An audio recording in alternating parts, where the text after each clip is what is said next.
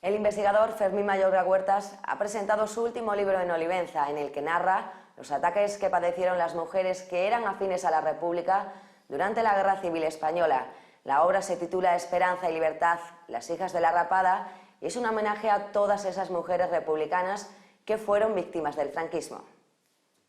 Las mujeres que defendían abiertamente la República o estaban ligadas a las familias de izquierda en plena etapa franquista son las protagonistas del nuevo libro que ha presentado el investigador Fermín Mayorga Huertas el pasado 22 de enero en la sala de conferencias del Museo Etnográfico González Santana de Olivenza. A través del testimonio real de una familia de la raya húmeda extremeña, la obra de teatro Esperanza y Libertad, las hijas de la rapada, destapa el sufrimiento que vivieron las mujeres durante la Guerra Civil Española a manos de los falangistas, quienes asesinaron y persiguieron a sus maridos por estar en contra del sistema. El castigo de entrada era ir a por ellas a sus casas, sorprenderlas, cazarlas. Ellas sabían que ya que su marido no estaba, estaban huido a Portugal o los habían matado en las paredes del cementerio. Y como no pudieron de alguna forma darle ese sufrimiento, ese calvario, ¿no?, a su marido, a su esposo, pues para ellos era un botín la mujer, ¿no? Y como tal había que cargar sobre ella pues eso que no pudieron hacer con ese marido que se había marchado a Portugal, por ejemplo, ¿no? Y precisamente era una forma también de decirle al marido, oye, que tenemos el control de tu mujer y que le podemos hacer en cualquier momento lo que nos dé la gana, ¿no? Y entre ellos eso, ¿no? Seguramente llegarían las noticias a ese marido en Portugal pues a través de las diferentes conexiones, del contrabando, etcétera, etcétera. Incluso porque había, como en Cheles, por ejemplo, personas que pasaban la raya y de noche venían a ver a esas mujeres que habían sufrido ese ataque, ¿no? Porque durante la noche se camuflaban en ella y podían llegar hasta sus casas, ¿no?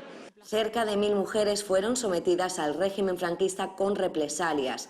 Les raparon la cabeza y les obligaron a beber aceite de ricino para que renunciaran a sus ideales. En los casos más extremos llegaron a ser apedreadas, paseadas en ropa interior e incluso violadas. A partir del día siguiente del rapado y del aceite de ricino tenían que ir todos los días a fregar las iglesias, a rezar el rosario, porque había que quitarle, de alguna forma, ese mal espíritu que tenían de la República y darle un espíritu nuevo. De ahí lo del aceite de ricino. El simbolismo del aceite de ricino era la ingesta del mismo para que, de alguna forma, bueno, pues se ensuciasen todas, evacuasen el vientre, fuesen el hazmerreír, pero sobre todo que echasen fuera todo ese izquierdismo que podían tener en mente, y había que insertarle en su mente las nuevas ideas donde el nacionalcatolicismo sería lo que de alguna forma se le iba, ¿no?, a adentrar en su cerebro para que de alguna forma, bueno, pues siguieran esa línea y abandonasen y olvidasen todo lo que la democracia. A pesar de las humillaciones públicas que sufrieron, muchas mujeres no se dieron por vencidas y se armaron de valor para poder sobrevivir, sirviendo a familias adineradas a cambio de un trozo de tocino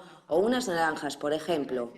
Todo este dolor que padecieron se reconoce en la publicación de Fermín, quien les rinde homenaje por ser las grandes sufridoras y olvidadas del franquismo. Creo que son las Lázaros, los grandes Lázaros de la historia, ¿no?, que hay que reivindicar y sobre todo darle ese homenaje que se merecen como mujer, ¿no?, porque de ahí dimana también sobre todo ese machismo, ¿no?, que hoy en día vemos en la realidad, ¿no?, y en la actualidad, donde a veces el hombre mata a la mujer por esa mala educación que se transmitió durante el nacionalcatolicismo, sobre todo con el tema de las mujeres que estaban reducidas a un segundo o a un tercer nivel, ¿no? El hombre era el que imperaba, el machismo puro y duro, una mala educación venida no solamente ya por Franco en sí y sus leyes, sino por la propia Iglesia Católica, que también apoyó en todo momento esta realidad de enajenar a la mujer y dejarla en un segundo plano, ¿no? Estas palabras del autor han sido apoyadas por la directora del Instituto de la Mujer de Extremadura, Elisa Barrientos, que junto al director del Museo Miguel Ángel Vallecillo